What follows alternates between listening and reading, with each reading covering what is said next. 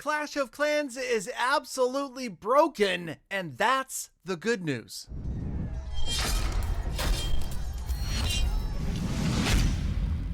From Mauritania to Malibu, welcome back, my fellow fans of Clash of Clans from around the world. It is your host, Galadon, and if you haven't noticed, things are a little out of whack right now in Clash of Clans. Now, stick around for the end of today's episode.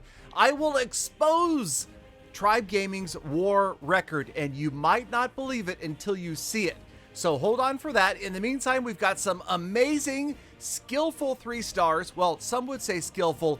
Others would just claim that offense is completely broken right now in Clash, even at the very uppermost echelon of gaming, fully maxed out Town Hall 16s. But let me be the first to tell you, I don't think this is a bad thing necessarily. It's not a bad sign. It's not something we should really be complaining about that much. It's just part of the natural cycle of the game. We have a new Town Hall, we have bases that are progressing, getting better at countering new strategies. Although a lot of the strategies that you'll see in today's video are not new. But it's kind of like giving a 16-year-old a Ferrari. Players need to figure out how to put together these new defenses to best serve them to stop the endless 3 stars.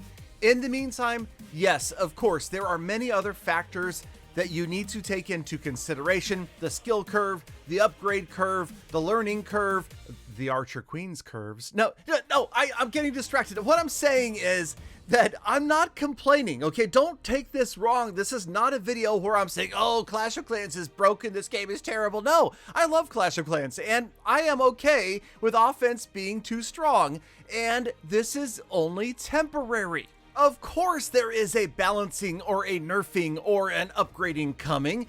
Town Hall 16 is nowhere near complete. It is a fledgling Town Hall. The numbers are still being run by the big, massive supercomputer in the sky over at Supercell. Or maybe it's at Amazon or Yahoo. I don't know where it is, but I'm just saying that they are obviously crunching numbers behind the scenes, and shortly they will come out with some changes to the game, and we will see fewer 3 stars by the pros.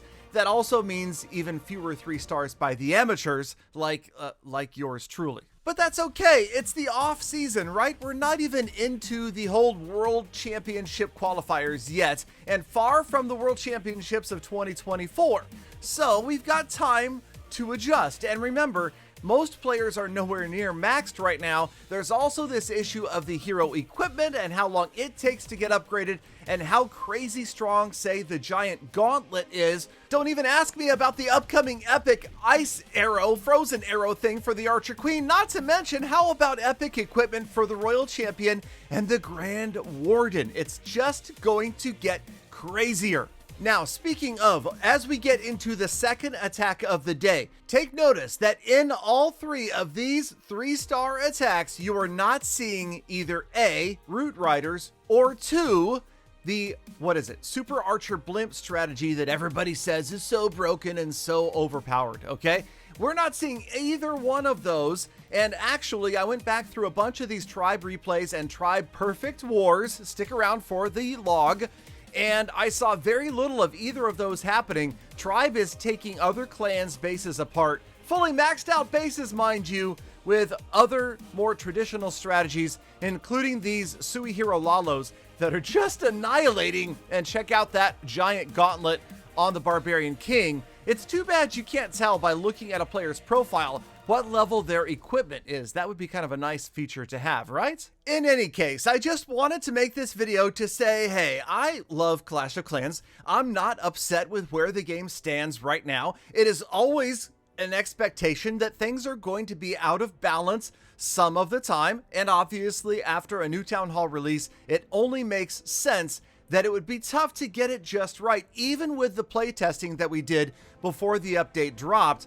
Also, it is better to err on the strength side than the weakness side. Just imagine how everybody would feel right now if nobody could 3-star, if the average player was losing battles, maybe only getting a 1-star. It harkens back to the early days of Clash and how it felt to play in 2013, 2014, and maybe even 2015 it was a tough game. It was not a game for the faint of heart.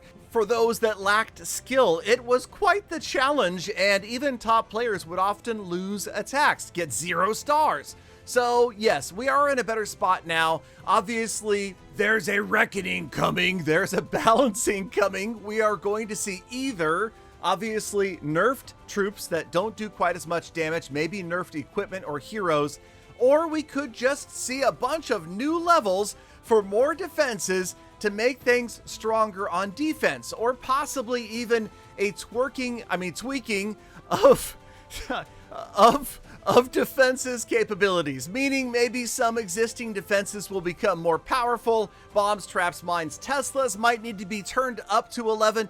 You never know what's going to happen, but you can count on the fact that the war log I'm about to show you isn't going to be one that we're going to see 6 months from now. So prepare yourselves, brace yourselves, and for those of you that are out there screaming foul, calling it a bait and switch, saying that Supercell brings in powerful troops and then just when you get them leveled up, they get nerfed, well, okay, I can understand why you might feel that way, but I think that's one of those things where you have to just understand the Clash of Clans team are players. They are enthusiasts. They love the game as well. They want a good balance for the game. And also from a financial standpoint, if they were to release a town hall that was so strong that it wiped everybody out, you would suddenly see thousands upon thousands of average players dropping out of the game, which would be really, really bad. To be brutally honest, it's better actually that Supercell angers more of the elite, top level pro, really good diehard players than the average player, right? Think about it in 2 ways. Number 1, there's far more average players than there are pros, and B, the pros are going to stick around. If they get frustrated, they're not going to quit the game forever. The average player, the casual player, they could possibly drop the game, delete the app, never come back out of frustration. They don't know what you know. Players that go out and watch YouTube videos are much more informed as to the meta, as to the developments. You've got to remember, there are millions of players that just log on to Clash and play. They don't ever look at social media, at videos. They don't even probably play the tutorials in the game. They just play. They just want to play a game, and if they're not liking it, they will stop. So that's where Supercell has to really take things into consideration. They are threading a needle, and you know when you're trying to thread a needle, you're going to poke yourself once in a while. Okay, that analogy doesn't make sense because the eye of the needle is on the opposite side from the sharp end. Okay, just scratch that. So let's talk about Tribe Gaming's current war log, where they have not failed to perfect war anybody for the last month. Yes, it's been a month, and notice the clan at the bottom of the screen, Peter $17 clan. That's his real clan. They got annihilated. Everybody else getting 3-starred. This is only temporary. This too shall pass. Don't worry your pretty little heads. The balancing is coming. So in the meantime, just enjoy it. Enjoy the loot. Understand that your bases are going to get annihilated no matter what you do. And above all else, remember that it is just a game and there are 2 rules to succeeding in life. Number 1, don't sweat the small stuff. Number 2, it's all small stuff. Thank you again, Galadon, for sticking around all the way to the end of the episode. Now get out there, make the best of the rest of your day, week, month, and year. Be kind to other people, animals, and the planet. And I hope to see you. I said that so fast, I surprised myself.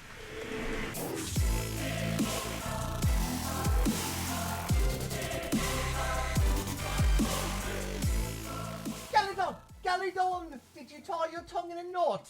That was fast, man.